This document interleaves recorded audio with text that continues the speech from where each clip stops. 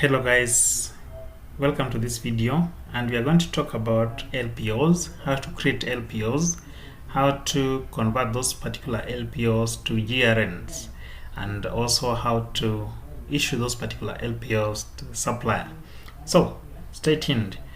If you log into the system, there's the purchase module here. In our earlier video I showed you how to do a direct purchase, and we saw that direct purchase directly affect the stock. Now to create LPOs, click new LPO. You'll have to select supplier. If you don't have supplier registered, you just click this particular button to register supplier. I can just snapshot so show you that.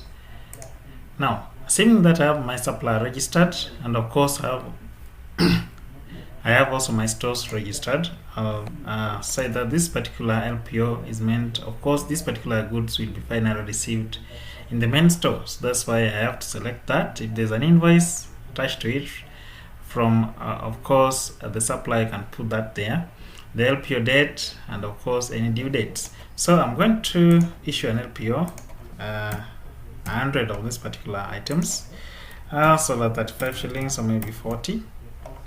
Of course I can issue an LPO with or without VAT. Just put with VAT. If there's any other explanation I can put here. This is for demo purposes, and I just submit that. My LPO is created. It's as simple as that, and I can edit my LPO here, or print this particular LPO. So if I have a printer, I can print this.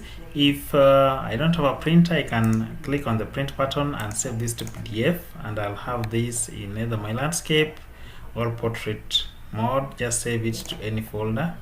I can save it to any folder, and I can later on maybe send it as PDF through email or through WhatsApp or through any other means. That is how to create LPOs, and all the LPOs created are found in the LPO list.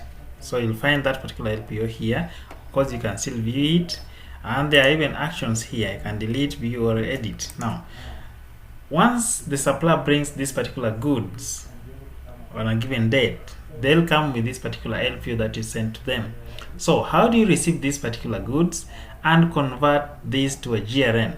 So you'll come to the LPO list. You'll find that particular LPO that you earlier on created. You'll click on action, edit. It will get you this particular LPO details. You can edit this particular information appropriately. If there is an asset account that needs to be affected because maybe this particular set of goods are assets, or they're fixed assets, or they're current assets, or they're this particular type of assets, you can select that. I'll go with the default. If this is an expense, or this is an expense account, I can select that, but this is not going to be an expense, because if we are going to sell this soda, the cost of sale is going to be the expense, not the purchase. So I'm going to do that. And of course I can even adjust the quantities. Let me say this particular people didn't deliver the 100 quantities, they delivered 95, and just do 95 here before I receive. It will affect all that, and then move to purchase list into bracket GRN. So if I want to move it or receive this particular goods, I have to check this as a yes. If I don't, even if I update this particular LPO, nothing happens. It will still remain in my LPO list until I come to this particular edit window and click yes, I'm agreed, this is the right thing, and I have to move this to the GRN. So it will be moved from this particular LPO list, and it will be found in the purchase list, and you can find that particular purchase here. Of course it is a credit purchase, this one that we have here. Nothing has been paid against it, and I can even click to view, edit, or not rather edit, but receive this particular, pay this particular amount to the supplier at any given time. So that is how you're going to create purchases, or rather LPOs. How you're going to download, print them, or send them to suppliers, how you're going to receive and move this particular purchase to GRN. So at this particular point, this particular 95 bottles of this particular soda 500 ml have been added onto our stock.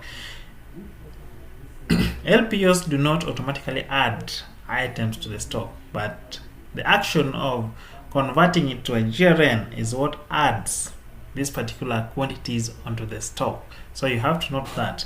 And if I visit my main store, of course, I'll just go to stock balances and select main store here.